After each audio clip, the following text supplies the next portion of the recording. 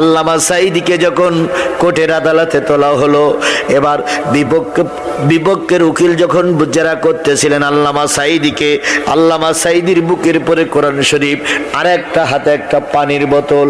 বিপক্ষের উকিল বলতেছে, হুজুর ওই কি বলে আপনার কেসের ফাইলে লেখা আছে 60 বছরের বুড়ির থেকে শুরু করে 12 বছরের মেয়েদের আপনি ধর্ষণ করেছেন।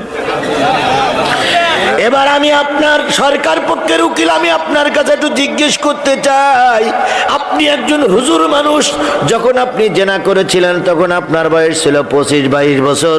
হুজুর 60 বছরের বুড়ি বিয়ে, 60 বছরের বুড়িকে ধর্ষণ করতে আপনার কেমন লেগেছিল?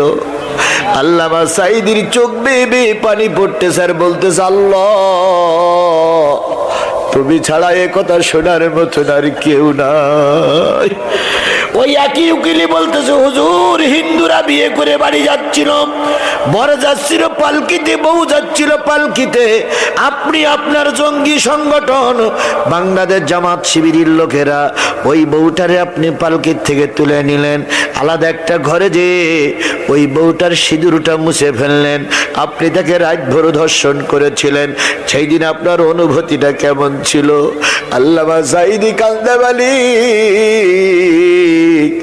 আমার পক্ষে কোনো উকিল নাই, দাঁড়ানোর মতন কেউ নাই, সব তো তুমি শুনতেছ। ওই উকিল, ওই হাসিনার উকিল এবার জিজ্ঞেস করছে, হুজুর 12 বছরের ছোট্ট একটা মেয়ে স্কুলে যাচ্ছিল, এখানে কি বলে আপনার কেসের ফাইলে লেখা আছে, আরজিতে লেখা আছে 12 বছরের একটা ছোট্ট মেয়ে স্কুলে যাচ্ছিল, আপনি তাকে তুলে নিয়ে রাতভর ধর্ষণ করলেন। ওই মেয়েটা যখন কান্নাকাটি করতেছিল তখন আপনার অনুভূতি কেমন ছিল? আল্লামা সাঈদী সকলের কথাগুলো শুনে নীরব হয়ে কোরআন শরীফটা বুকের পরে করে নিয়ে বলতেছে, আল্লাহ তুমি ছাড়া এই প্রশ্নের উত্তর আর কেউ দিতে পারবে না।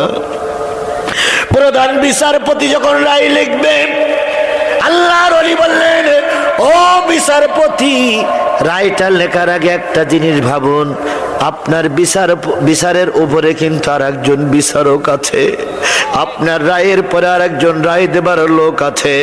যদি আপনার রায়টা ভুল হয়, কিয়ামতের দিন আদালতে আখারাতে মালিকের কাছে আপনারও দাঁড়ানো লাগবে, আমারও দাঁড়ানো লাগবে। অন্যায়ভাবে যদি আপনার একটা কলমের খোঁচায় আমার ক্ষতি হয়, বিচারটা আল্লাহর কাছে দিয়ে দিলাম।